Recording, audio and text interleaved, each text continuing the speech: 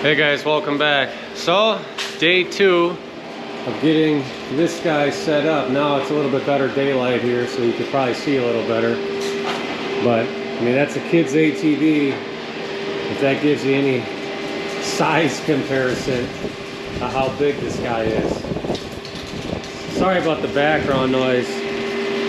Tractors in Force Regen. If you remember from a few videos ago when we were loading the kiln, it was in a regen. I've used that thing a bunch of times since then for a long extended period of time, and it hasn't finished. Now it's in a parked regen because they won't do it for whatever reason. So today my goal is to get these pumps, or the pumps, hooked up for the supply, get the returns in. So where they're situated, like this one should be no problem coming from there to there. Hopefully there's ample room so that it's far enough away from this. This one I don't think will be a problem. This one will be going to the house. I'll probably put some labels on eventually. This one will go to the shop, and then down the road, once I add the other 2 pumps, which would be sometime this summer, fall, I'll get that all taken care of. And then the returns, so I'm going to go from the main return all the way to the top on both sides. That way it's getting, you know, decent circulation through the boiler. Because unlike my G series, this doesn't have a recirculating pump to circulate the water in the tank, which is fine because once I have 4 pumps going non-stop. So first things first, I'm probably going to get this one hooked up first, this pump. I got all the tape, I got all my excess supplies. I gotta go get some PEX out of the garage. I'm gonna get the supply hooked up to this one here. We'll get the pump mounted and then we'll get it connected. And then I'm gonna run the return to the top one. But I'm gonna have it where it kind of bows out. That way when I do get this pump in there, there's ample room. I mean, this can be flexed. I mean, there's a lot of room in here. I mean, there's a lot. So I almost wish they would put like this supply, have that return over here, and then move this down a little bit just to give you more room. I mean, there's plenty of room. At least they're offset, but I wish they were over maybe another couple inches. I mean, yeah, I could put an elbow to bring it out, but then you're restricting water flow, but whatever. So I'm probably not going to put you guys on a time lapse because you probably don't want to see me futzing around, but I'll show you aftermath and what my thoughts are on it. Like I said, I'd like to get both of these set up maybe, you know, today, and then maybe I'll start tackling the roof. But the only issue is it is very windy today, and I don't really feel like messing with tin, but I also want to get it up there and sealed because it is supposed to be dry for the next 3-4 days. That way all the silicone I put up there and whatnot will dry and be good to go. So yeah, stay tuned, we'll see what we get done here. Okay, so got the one side on so far. So this pump goes to the house, the attached garage, and the domestic hot water. So got that on. We're using what do you call them, these cinch fittings. I'm drawing a blank right now, but so I got that. Had to extend that because obviously from before it was a little different. So that basic pump. So if you look here how this sits, when I eventually get that pump, I'm probably gonna come over and down because I mean you got all this space over here. We'll see, because obviously if you look how big this pump is, it'd probably be hitting that. Yeah, I could probably rotate that. I'd rather it be like this so I can see the settings and whatnot. So no big deal if I bring that over, because if you look how far over this is, you would think this would be over here, but whatever. So for now, that looks good. Good pressure on this. Once I get this one in here, this other pump, which is much bigger than that one, hopefully it fits good in there. We'll see.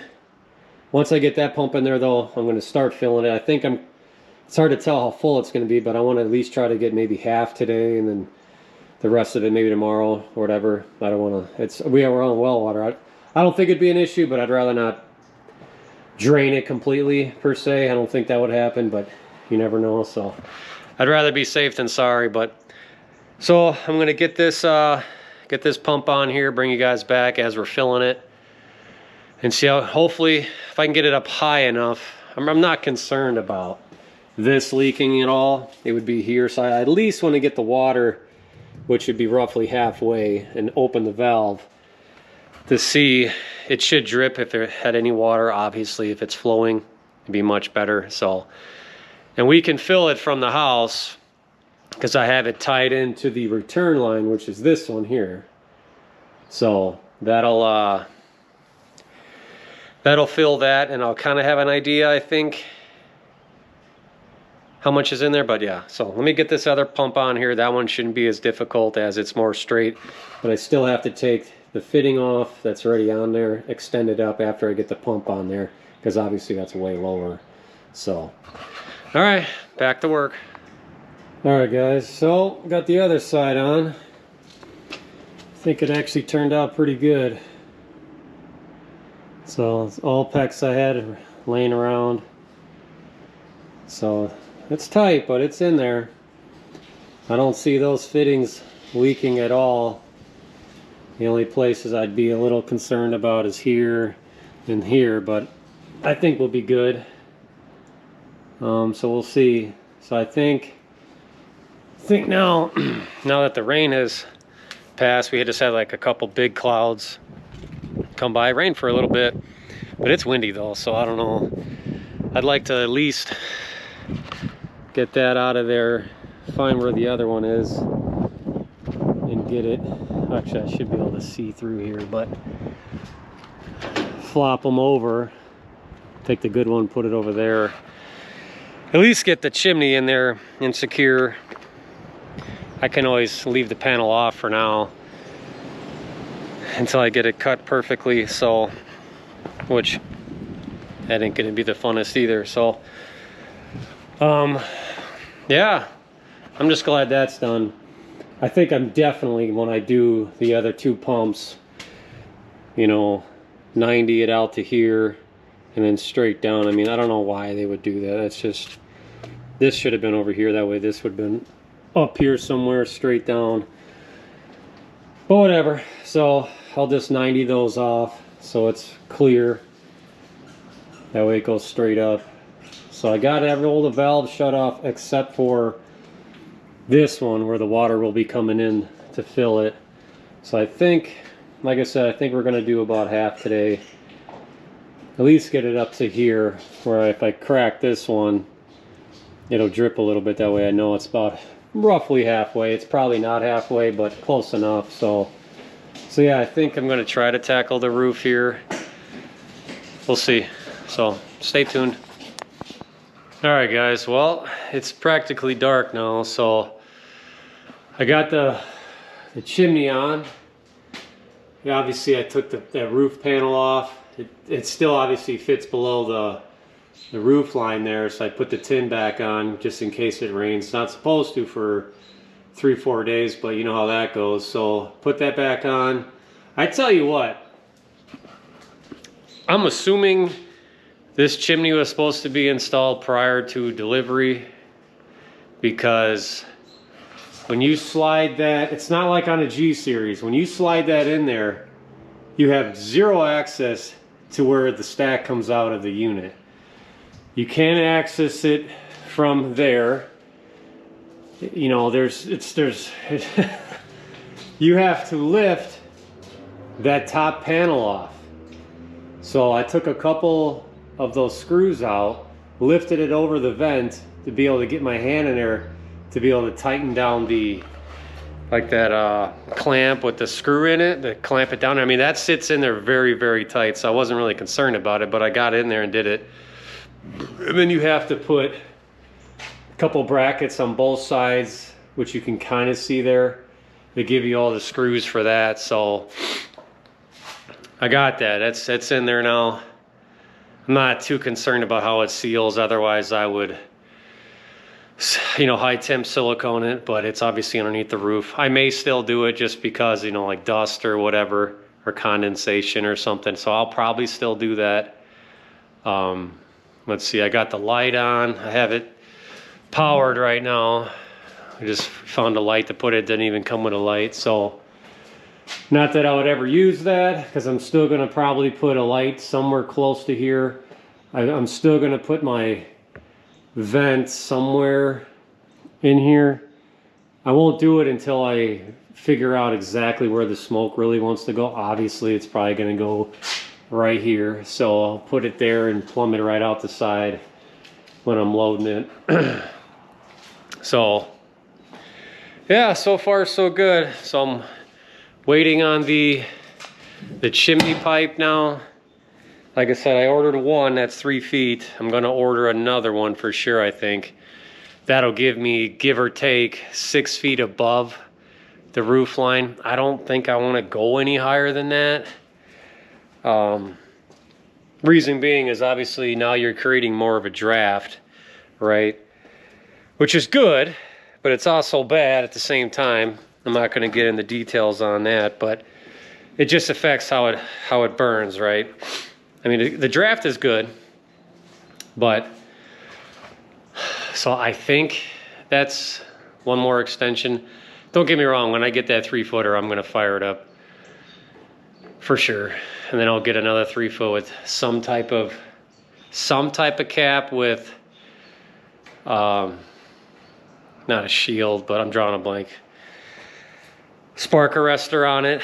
You know, that's kind of all I really want on top is that, just so it's not really restricting any airflow, but to have that extra draft. It should be, I don't know, kind of just rambling here, but that's, at least I'm glad I got that done, because I knew that was going to be a pain in the butt to do, because I don't know. I'm assuming it wasn't installed on this because this unit is so tall. I mean, to the tip of that chimney now, I mean, give or take, I'm 6 feet. That's probably another 4 feet up at least. So 10, maybe 11 feet there. I'm not 100% sure. It's for sure 10 feet to the top of that, right? So now you put it on top of a 3-foot trailer. You're at 13 or so feet. You're getting close to the bridges. And if it is another 4 feet up from me, you know, a lot of bridges you can't cross, so, or go underneath because of that. So I'm assuming that's probably why it wasn't on there. Whatever, it doesn't matter. I got it in, so kind of just want to look inside of this guy again. It is just so big. It's kind of comical, to be honest with you. I mean, I know for a fact I could stuff a face cord in this guy. For sure. There's no doubt. I mean, you would be packing it like really neatly.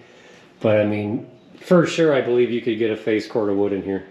Split wood, obviously. That way you could really fill the gaps. I don't think that'd be a good thing to do, but you could do it.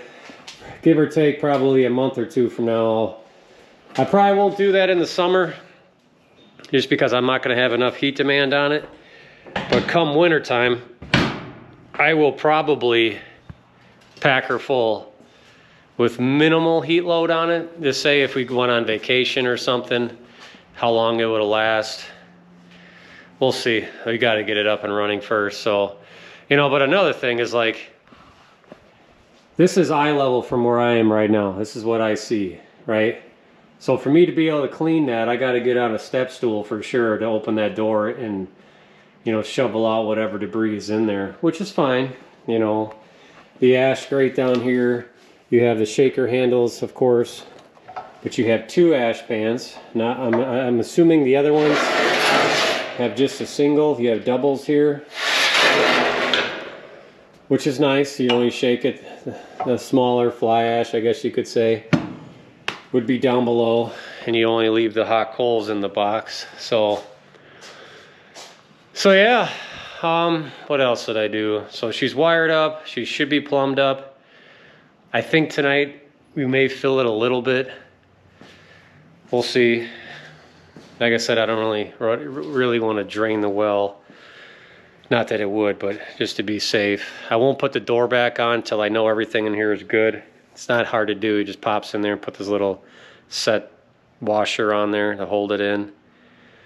But she's in there. I mean, dual fans, you know, which is kind of nice, I guess, because if one of them went, I guess it would still operate off of one, you would think, right? So it doesn't look like it's very hard to interchange these. This looks like this screws out. Obviously you take this off, unwire this one. There's a set screw in the back here. This thing just slides out and you pull it off. So yeah, I will clean up the bottom there where those holes are. I'll kind of insulate it. Not too concerned about it in the summer. Never had any issues with my other one. So yeah, I'm pretty excited. I got a pretty busy day tomorrow. I got some trees I gotta do. I may have some time. Like I said, I'm kind of dead in the water now until I get that chimney pipe. Obviously I gotta fill it, run it for a couple days, send in a water sample and so on. But yeah, it's I'm just excited to put some heat load on it and see how she does. I mean, I know how my other unit handled when I started up the kiln. So if you start it cold, like right now it'd be cold. If this is at, you know, idle at 175, whatever I decide to set it at, you know, I'd say for sure within 45 minutes, probably a half hour of me turning the kiln on, it's already in a burn cycle. If I don't want to say some 3/4 fill my G10000 at night, it would be stone out come morning, and I mean flashing out with the kiln on the first 12 hours, because you know it's just sucking heat nonstop to be able to get the temp up, right? And even then, it's once it gets there, I have it on a parameter. I think it's 5 degrees or 4 degrees. Once it drops and it heats back up, it'll, you know, the first 12 to 16, 12 to 18 hours, it'll cycle pretty much rapidly, every 5-10 minutes probably, because the wood hasn't got up there. So I'm curious to see how this does that first day when the kiln's running. I mean, what the rating is on the excess water, you know, it could be twice that, 3 times that. I mean, I honestly have no idea, because by that time, you know, we have had zero heat in the house the last, what, 2 days now? Almost 3 days. And she's still holding at 70 degrees, even though it's 50, 60s out. So we turned the hot water tank back on, which is fine, so we can shower or whatnot. It did last two days, because you got to remember the tank was up to 180 degrees because of the, you know, the boiler heating it, and we had enough water for a couple days because we have a mixing valve on it. So, but then it started getting lukewarm today, and she gave them baths and whatnot. So we decided to turn on the gas tank there. So I doubt, I mean, I haven't even had a shipping update on when the pipe's gonna come. I mean, it'd be sweet or awesome if it showed up tomorrow, because literally all I have to do is cut a hole, insulate it, but I probably wouldn't fire it up that same day anyways, because I want that silicone to seal real nice, not that pipe gets hot at all. So I don't know, it's probably gonna be 3-4 days depending. You know, it'd be awesome, like I said, if that pipe shows up tomorrow, but I doubt it. I'm trying to think if I'm forgetting something. I don't think so. So yeah, I mean, just by looking at this, you would think this is freaking overkill. And it probably is, but I'd rather go overboard. And I know, I'm sure some of you guys are probably thinking it's just gonna go out all the time because there's no demand on it, but there's gonna be a demand. I mean, I know a lot of you guys are contemplating kind of doing the same setup with your boiler to, you know, heat your kiln. When I say that, you know, it puts a strain on your boiler, it's going to. So that heater that I have in there, we'll just say off 180 degree water, it pulls non-stop about 40 degrees. And it's probably a little bit more when you have when everything's cold in there, say 70 degrees or 30 degrees, whatever. It's probably almost 50, okay? So that's 50 degrees colder water going back to your boiler non-stop. Obviously that differential gets better as the time goes, but So the smaller your boiler, we'll just say 180 gallons, even 200 gallons, it's gonna struggle. Mine was 260, 270. Plus I have my thermal tanks, which help. You know, it did it no problem, but you know, you're gonna go through wood. I know if you're a firewood guy, you have excess, but you're gonna be there and you're gonna be loading it. And if you don't have it filled on time, you're screwing up your whole kiln cycle. So, which is not good. Not good at all. I'm hoping this guy, I'm honestly hoping I can load it once a day. You know, fill it with however much wood I have to. It'll probably be, I don't know, quarter of a tote a day maybe. That way I don't have to touch it. I'm hoping the idle times are long, but I'm gonna have obviously the driest wood that anybody burns going in there, because the stuff that I kiln dry, like this stuff over here, this will be going in first. Obviously these are kind of a little bit smaller. Stone dry. Okay. I mean stone dry. There's some bigger pieces in here. And I will intermix, you know, bigger chunks to kind of keep it going, but so as long as there's good coals in there, I don't see it being an issue. And if it is, I'll have to remedy it. I'll just change the differential or something. So, but I'm just rambling here. So I'm curious to see what you guys think of the progress so far. Curious to see what you guys think of how I have the pump set up. Is it a good or bad idea to, I've seen a lot of guys do it where they, you know, kind of 90 them out to kind of get them away from the other pumps. I don't think that's going to be a real big, you know, big problem, considering it's literally going to go over, down, out, around, into the garage, to the snow melting back. One of these, honestly, I may just plumb right out the wall, which I've seen somebody do before, because my kiln's going to be literally on the other side of that wall. So it's not even like it's that far of a run.